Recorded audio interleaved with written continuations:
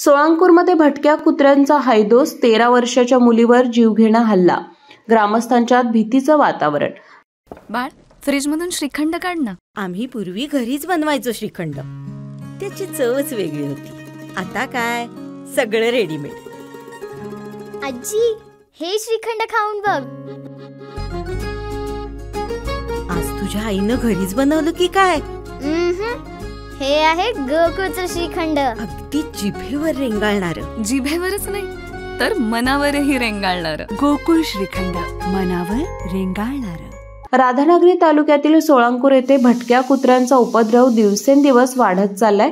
मंगळवारी सकाळी शाळेत जात असताना गावातील 13 वर्षीय मृणाली अनिल जाधव हिला कुत्र्यांच्या कळपाने जोरदार हल्ला करून गंभीर जखमी केलं। तिच्या अंगावर मोठमोठ्या आणि खोलवर जखमा झाल्या असून तात्काळ तिला सोळांकूर ग्रामीण रुग्णालयात उपचारासाठी दाखल करण्यात आलंय। सोळांकूर येथील मृणाली जाधव ही 13 वर्षाची चिमुरडी मंगळवारी सकाळी शाळेकडे जात असताना अचानक भटक्या कुत्र्यांचा थवा तिच्यावर धावून आला।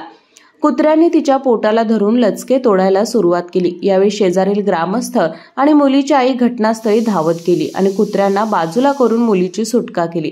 मात्र तोपर्यंत तिच्या शरीरावर मोठमोठ्या जखमा झाल्या होत्या। या घटनेमुळे गावात भीतीचं सावट पसरलं असून पालक वर्गात प्रचंड चिंता निर्माण झाली आहे। गावातच चिकनसह इतर खाद्यपदार्थांचे उरलेले वेस्टेज रस्त्याच्या कडेला टाकले जाते, त्यामुळे त्या ठिकाणी नेहमी भटक्या कुत्र्यांचे थवे जमा होतात। यावर तातडीने बंदोबस्त करण्याची मागणी पालक आणि ग्रामस्थांनी केली आहे।